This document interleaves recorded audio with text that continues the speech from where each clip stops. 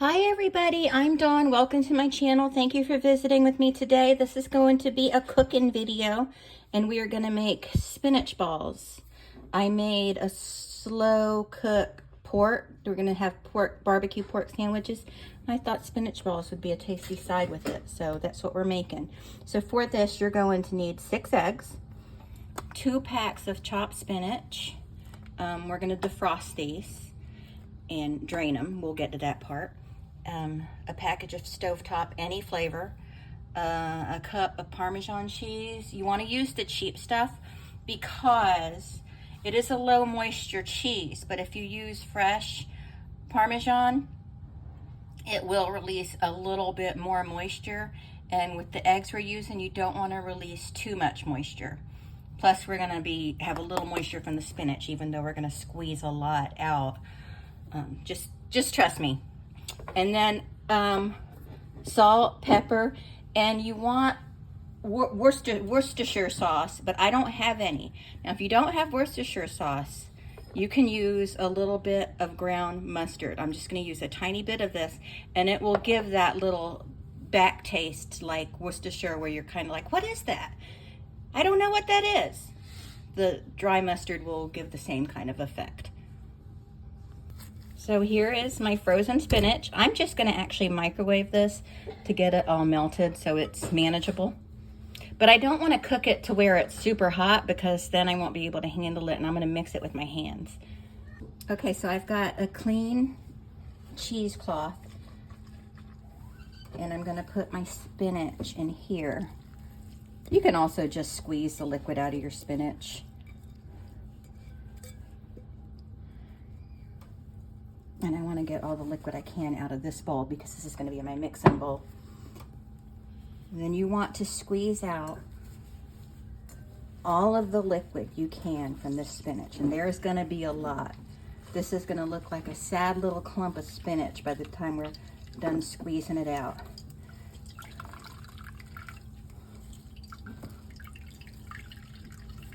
That's why I always think frozen spinach is better than getting fresh spinach, because you would need a ton. This is a ton of spinach right here. I mean, it's a little bit of spinach, but it takes a ton of fresh spinach to make this little bit.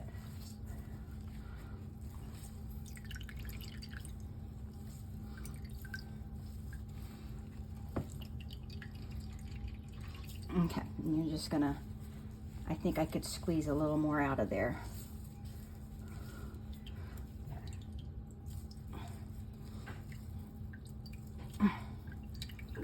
Excuse me, that's flesh you're scratching up, kitty.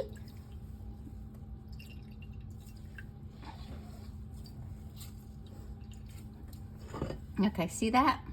That's all the juice that came out. Now we're gonna open this up. And maybe even squeeze a little more. Yeah, no, I think we got it good. We got it good. Plus, that stovetop is going to help soak up any residual. So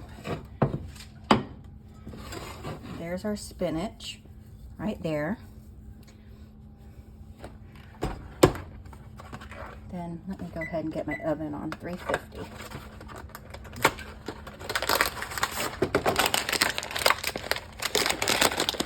You can also use breadcrumbs for this instead of stovetop. It's just stovetop has all these seasonings in it already. Then we're going to go ahead and add our cheese. That is probably a little more than 1 cup. And a little bit of salt. And like I explained before, I don't have any Worcestershire sauce, so I'm going to use a little bit, just a little bit, maybe a little bit more than that, of dry mustard. It'll give that same little bite you get from Worcestershire sauce. And then the eggs. I would recommend cracking your eggs in a separate bowl so you can avoid shells, but I'm not doing that.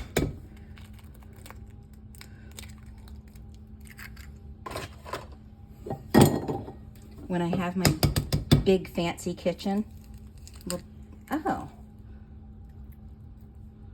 That egg is frozen. Huh. Okay.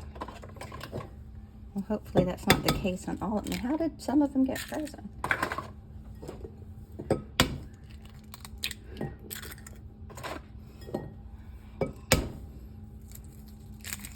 That one's frozen too. All right, let me see if I can find a couple more eggs.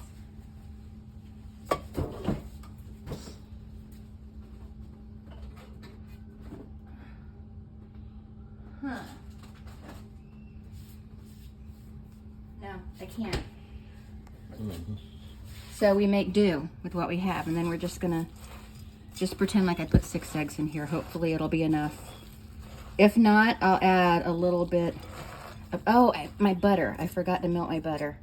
We've also got to add melted butter to it.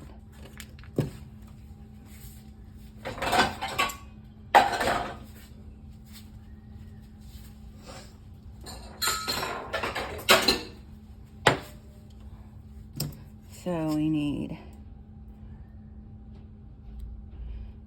see that line right there, Eric? Mm-hmm. Can you cut that right there and then put the big chunk in the microwave inside this? Mm-hmm.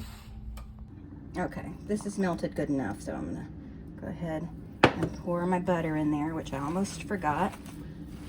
And then we want to get it all just incorporated together using nature's best tools.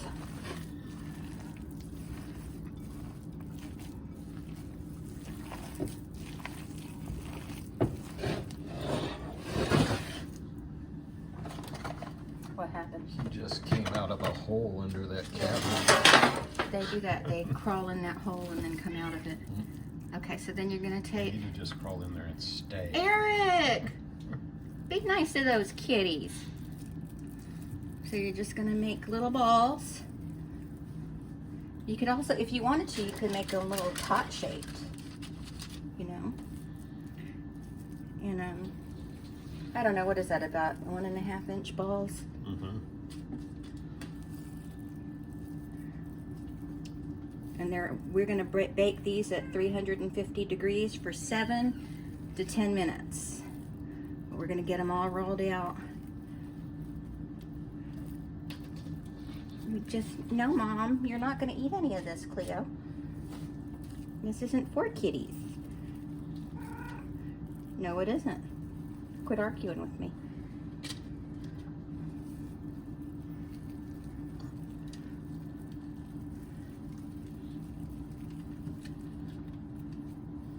Okay, so I'm just going to finish getting these rolled out, and then we'll get them in the oven, and I'll show you what they look like when they're done.